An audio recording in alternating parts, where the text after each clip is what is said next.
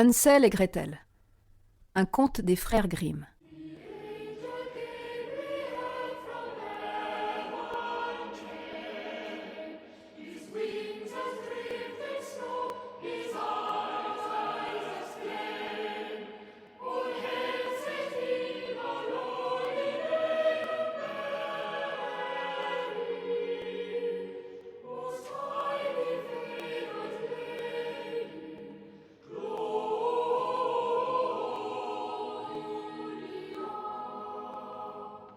À l'orée d'une grande forêt vivait un pauvre bûcheron, sa femme et ses 2 enfants.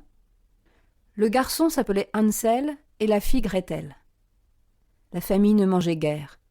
Une année que la famine régnait dans le pays et que le pain lui-même vint à manquer, le bûcheron ruminait des idées noires. Une nuit, dans son lit, il dit à sa femme : « Qu'allons-nous devenir ?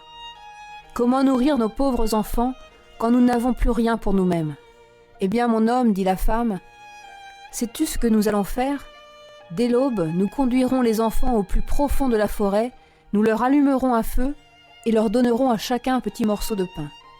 Puis nous irons à notre travail et les laisserons seuls. Ils ne retrouveront plus leur chemin et nous en serons débarrassés. » « Non, femme, dit le bûcheron, je ne ferai pas cela.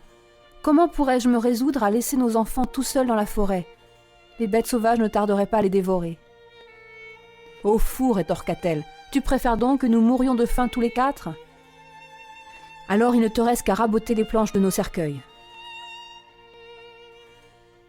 Elle n'eut de cesse qu'il n'accepta ce qu'elle proposait. « Mais j'ai quand même pitié de ces pauvres enfants, dit le bûcheron. » Les 2 petits n'avaient pas pu s'endormir tant ils avaient faim. Ils avaient entendu ce que la marâtre disait à leur père. Gretel pleura des larmes amères et dit à son frère : « C'en est fait de nous. »« Du calme, Gretel, dit Hansel.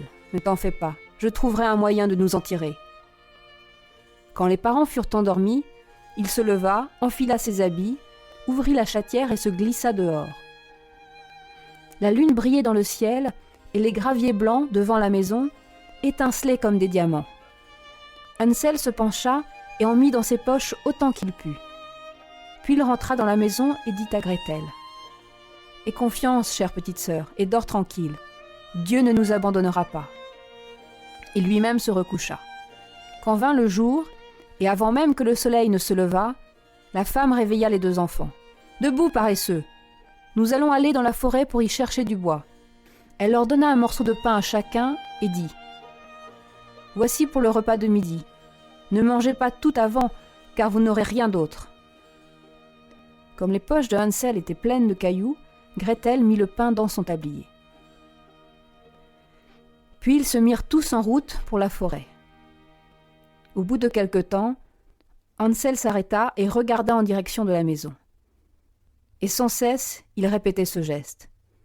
Le père dit : « Que regardes-tu, Hansel ? Et pourquoi restes-tu toujours en arrière ?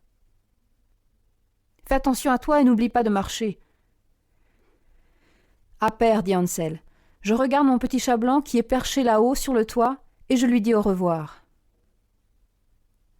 La femme dit : « Fou que tu es, ce n'est pas le chaton, c'est un reflet de soleil sur la cheminée. » Hansel, en réalité, n'avait pas vu le chat, mais à chaque arrêt, il prenait un caillou blanc dans sa poche et le jetait sur le chemin. Quand ils furent arrivés au milieu de la forêt, le père dit : « Maintenant, les enfants, ramassez du bois.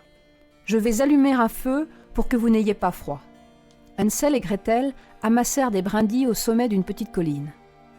Quand on eut mis le feu et qu'il eut bien pris, la femme dit : « Couchez-vous auprès de lui, les enfants, et reposez-vous. Nous allons abattre du bois. Quand nous aurons fini, nous reviendrons vous chercher. » Hansel et Gretel s'assirent auprès du feu, et quand vint l'heure du déjeuner, ils mangèrent leurs morceaux de pain. Ils entendaient retentir des coups de hache et pensaient que leur père était tout proche. Mais ce n'était pas la hache. C'était une branche que le bûcheron avait attachée à un arbre et que le vent faisait battre de-ci, de-là. Comme ils étaient assis là, depuis des heures, les yeux finirent par leur tomber de fatigue et ils s'endormirent. Quand ils se réveillèrent, il faisait nuit noire. Gretel se mit à pleurer et dit : Nous espérons que vous avez apprécié cet aperçu. Pour continuer à écouter ce livre audio sur Google Play Livres, utilisez le lien dans la description de la vidéo.